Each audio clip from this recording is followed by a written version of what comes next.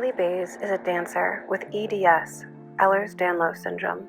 While diagnosed at the age of 21, she began to feel her symptoms at the age of 12.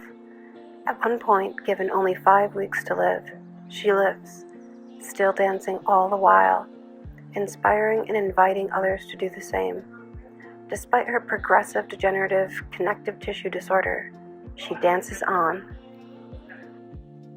Kaylee, EDS is an acronym you came to know at the age of 21 when you first received your diagnosis.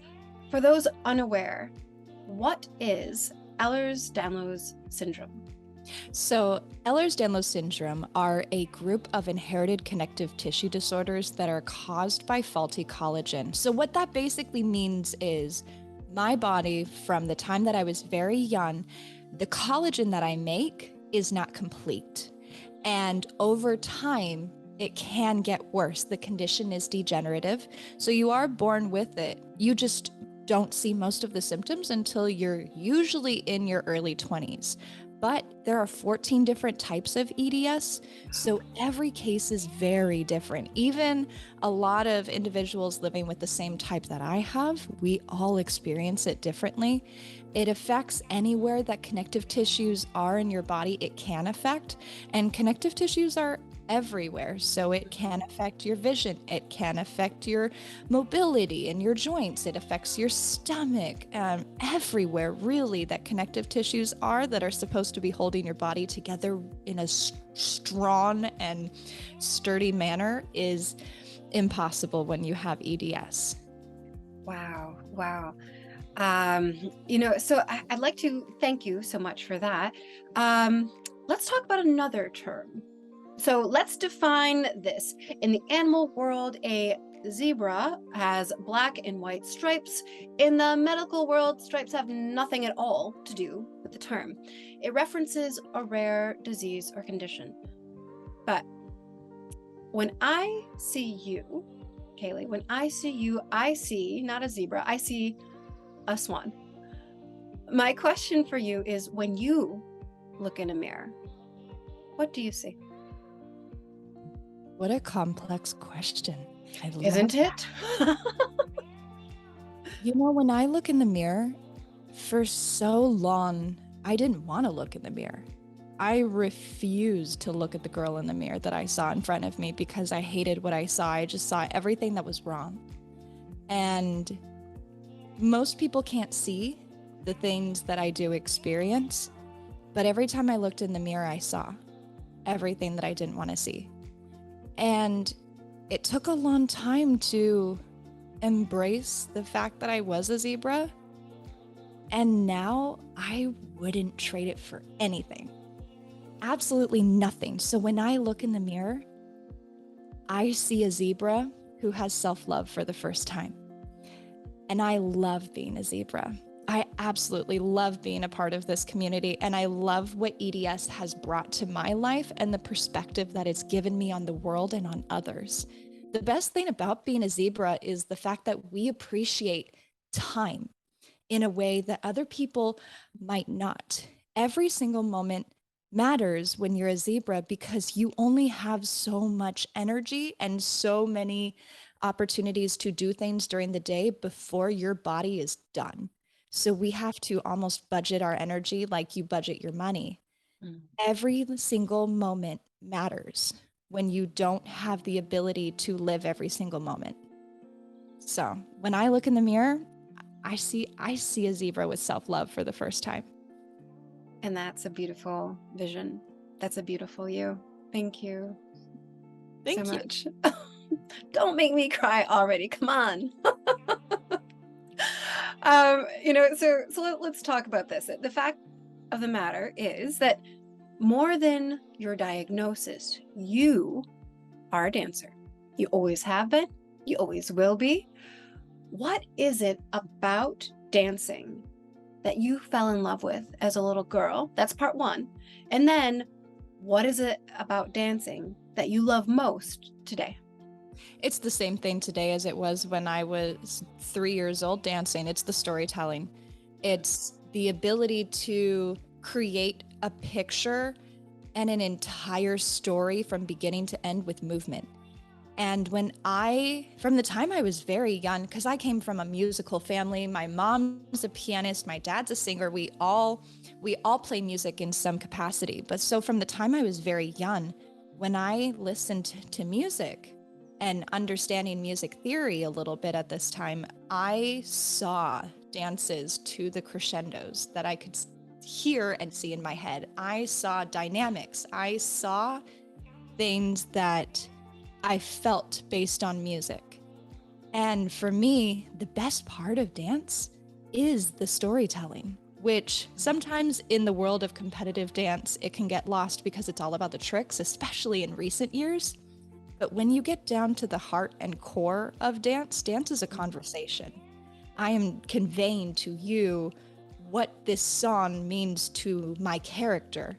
And that is the best thing about dance. And that is something that anyone, no matter what your abilities are, can do.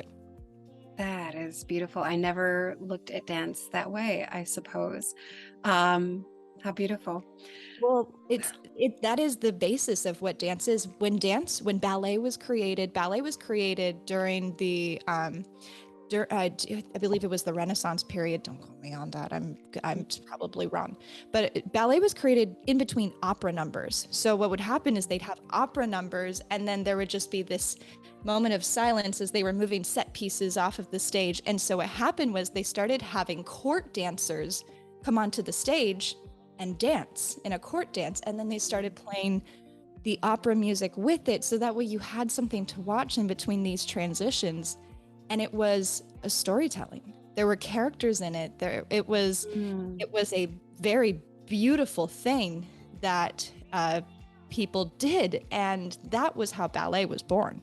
Ballet was literally born from storytelling. And over time, I feel like we've lost that touch when it comes to dance, because it is so commercialized now with everything being a certain look, a certain type, and you have to have certain tricks and abilities. And in that world, a dancer like me really struggles because there's only so much I can do from my wheels. But at the heart and core of it, I can do exactly what dance was created to do, and dance was created to tell stories. Wow. Well, and so it makes me pause a moment, because, with the spoken word, which is what I have fallen in love with and have been in love with since I was very small. It seems to me that dance, perhaps not a spoken word, but the moving word, that you really become the words and embody these stories. You are giving me a lot to think about in a very short period of time. I'm glad. I'm so glad. So I want to talk about a specific dance that you did that I fell in love with. Your tap number with Niasu was amazing. I'd love to hear what that dance gave to you that day and what it is that you hope it gives to others. Oh, it gave me everything that day. Up until that day, had not danced in years. After I got my diagnosis and I was working as a professional dancer, and once I had started to experience symptoms, I was excused from all my jobs that I held, just because I couldn't physically keep up with the demand. So I stopped dancing and I completely shut down and went into deep depression and went into this place where I truly hated everything that I was living and experiencing. And the future was uncertain, but dance definitely wasn't a part of it. So I thought. My boyfriend had convinced me to post a picture on Instagram and hashtag it Dancers with Disabilities, because at this point, my body hurt so bad dancing and moving that the only way that I could still have dance on myself was photography, because I could just throw my leg up in the air, which is no problem at all for someone with a connective tissue disorder. I could throw my leg up in the air and someone could take a picture, and then I could crumble on the ground and no one would know. So that was what I did for a couple years, was I took pictures, just me and my boyfriend. And it was that hashtag. And the first time that I ever posted a picture with owning that title, Dancer with Disabilities, It was 2 weeks later that the producers from that show contacted me and asked if I wanted to tell my story with Nia. And it was 2 days of filming, and it was so emotionally heavy because of the subject matter and working through years of trauma related to medical conditions as well as dance trauma.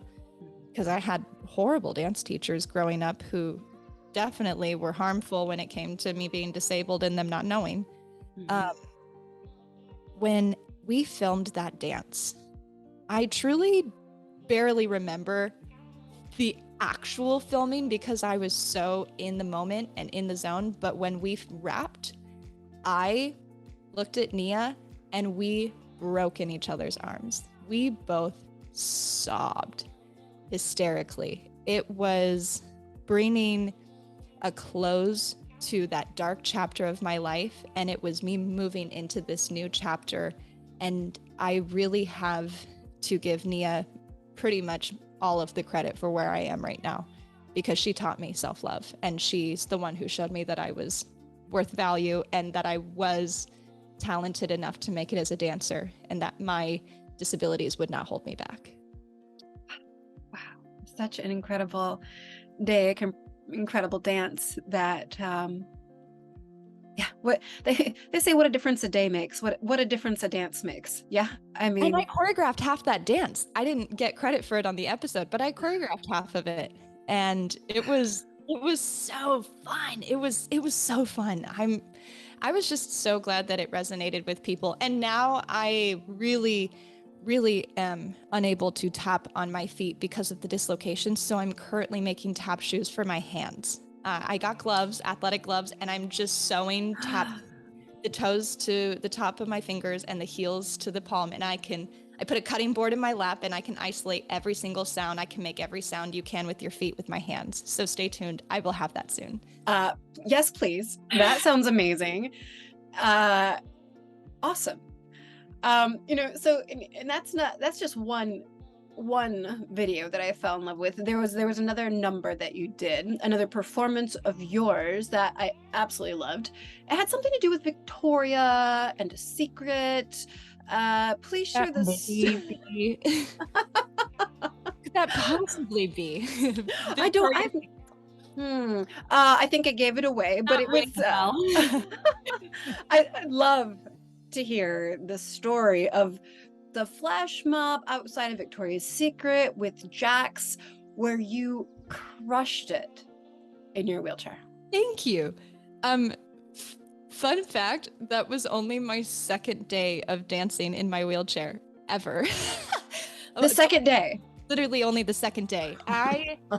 What happened was I had been going through a really rough time in my personal life. After I started using my chair, I started experiencing all of the things that people experience when you're an ambulatory wheelchair user. And for those who don't know, ambulatory means that I do have the ability to stand or walk in some capacity. And actually about 70% of wheelchair users are ambulatory. So most wheelchair users, when you experience life with them at home, you'll see that most don't even use their wheelchairs in their houses. It's more of a distance and endurance thing and individual needs. Mm-hmm. But everyone thinks that people who are in wheelchairs are paralyzed, and most of us actually aren't. Mm-hmm. So when I started using my chair, I started experiencing the judgments of what ambulatory wheelchair users go through. I've been followed into stores. I've been followed into my house. I've been harassed by even people that I work with. And I was really depressed at the time and started going back into that dark place that I went into for years. And I needed something to bring me out of it. And my friend had encouraged me to go to a dance class with her, which not in a million years would I have just rolled into a dance class in LA by myself and thought that it'd be okay. It was terrifying. So having support there from someone else who was also adapting dance with me made everything a little bit better going into it. And in fact, changed everything, because that one dance class that I went to was a beginner hip hop class at Playground LA, here in LA. And the teacher of that class was the choreographer of the flash mob. So the next day after that class, I even like in this class, I like got up in the middle and did the dance on camera, like totally just owned it. I'm like, everyone's looking at me anyways. I'm the only one in this room in a wheelchair. I might as well give them something to look at. So I put myself right in the middle of the dance, and I got right on camera, and I just owned it and had fun with it like I used to. Mm-hmm. And after I was done, I was just shaking. I was shaking, and it was so freeing and fun, and I had fun adapting. Mm-hmm. The next day, I got an Instagram message from the teacher of that class, from the choreographer. His name's Sam Allen, and Sam was casting dancers for. He said it's a flash mob, and you're more than welcome to come. It's for a TikToker, and I didn't know any details. I said, oh, okay, that's cool. So yeah, I want to do something in my wheelchair. Yeah, representation. Okay, let's go. It's terrifying thinking about going anywhere in a chair, because you have to think about 1,000 other different things that other people don't. Sidewalks and accessibility and parking. And I literally need enough room to get my chair out of my car. So there's all these things you think about. And on this day, I had support from a friend that was going, and I was just like, we're gonna do it. And I even had like passes to Comic-Con that I bailed on to go do this flash mob, because I was like, I feel like I should be there. And we were rehearsing, and even just in that rehearsal, we rehearsed for just like 2-3 hours right before the flash mob. Mm-hmm. And in the middle of it, Jax came in. And Jax, in my 1 month of experience working as a dancer in LA, I have yet to meet someone who is as genuine, real, and loving as Jax. And when she walked into the room, it was like there was a bright light shining on this human. And that's just every room that she walks into. She is just the brightest in the room, because she has so much love for people and life and moments. And I connected with her immediately. And we went and filmed this flash mob. We go out into Santa Monica, and we didn't know we were filming in front of Victoria's Secret. Everything's just being like added on, layer. And then she's like, by the way, if you see the cops, just abort mission, go. I'll stand and I'll take it. Just go, just run. We'll meet up somewhere later on. And so then I'm just like, the stakes are higher, because we're on private property, like the bougie Victoria's Secret in Santa Monica. So we go and film this. We go to film the flash mob. We start the music, and not only is the message of the song just so empowering for everyone, it completely resonated with someone like me who was never Victoria's Secret. And I don't look like any of those people that are in there. I never could relate to Victoria's Secret. And I remember even feeling ashamed and embarrassed going to Victoria's Secret, because I really only have one visible shoulder blade. So when I'd try on bras, they never fit. They never worked, and they always looked weird on me. And the fitting ladies would always make comments, and it was just like, well, it doesn't look like we really have anything. You could try something that crosses in the front to maybe cover it a little bit. I mean, like, it was just passive aggressive, and like it wasn't helpful. It just made me feel worse about something I didn't need to feel worse about. But on this day, I even challenged myself to wear a bikini top, which I never would have done.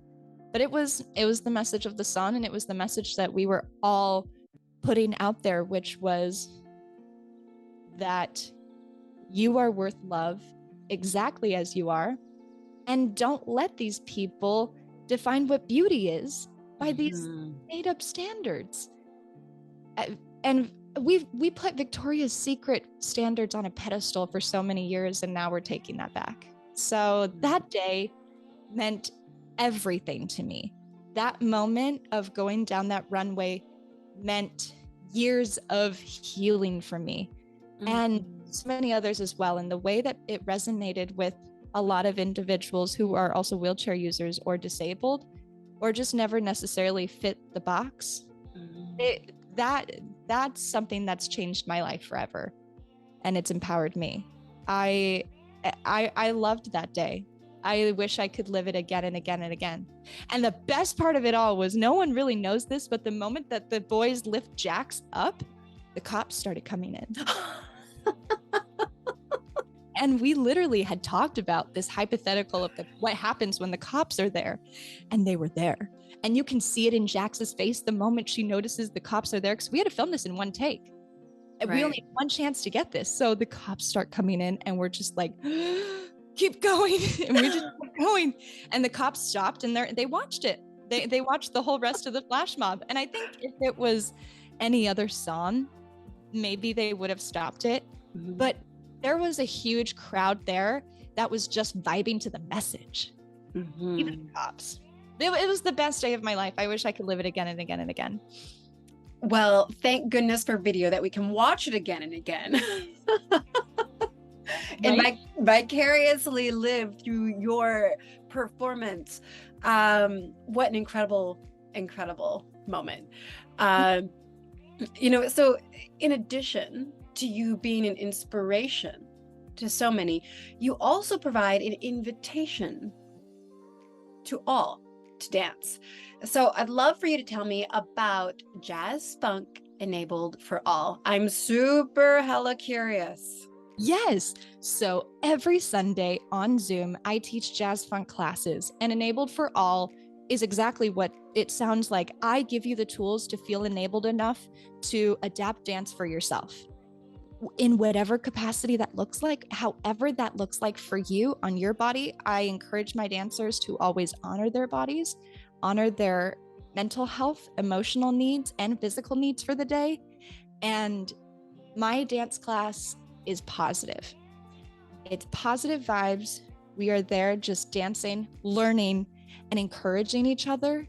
But I teach seated from my wheelchair, while I have another assistant there who teaches the standing version, who demonstrates the standing version while I teach.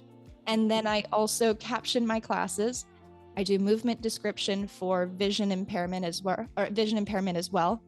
And any way that I can make dance accessible to someone, I want to do.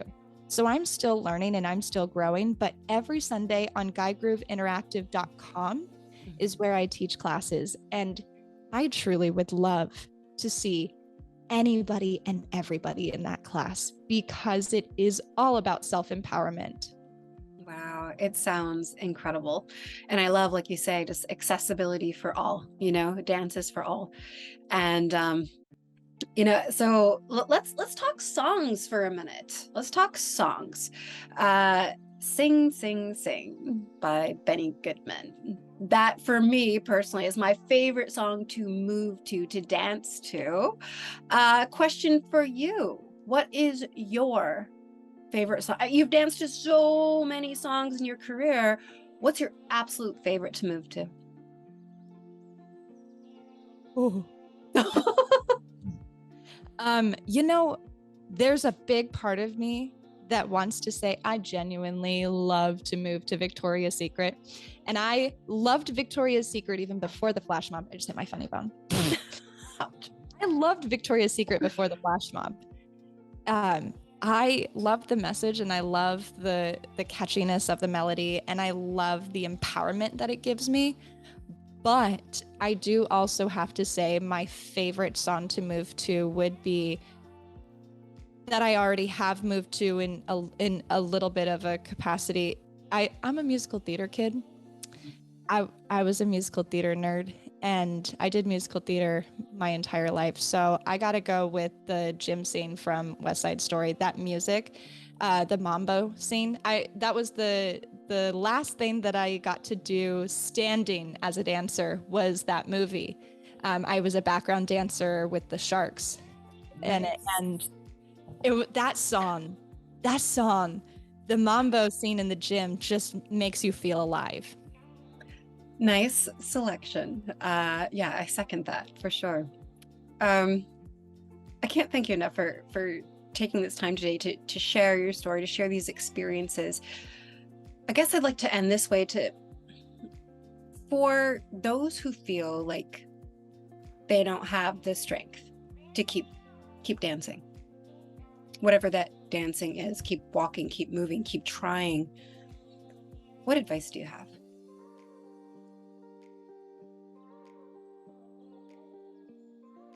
Never stop doing the things you love, because on the days that are darkest, when life is uncertain and all hope feels lost, sometimes the only things that keep you connected to you, your soul, and your existence are your passions.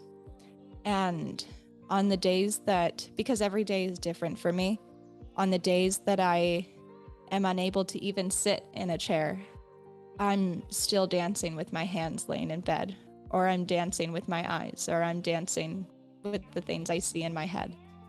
Dance for me is the one thing that keeps me connected to my soul.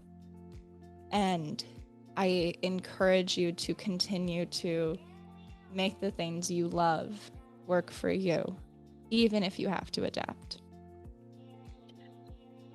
Thank you so much. Thank you so much.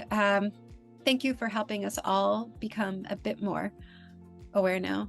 And to everyone out there, I think we say, dance on. Yeah.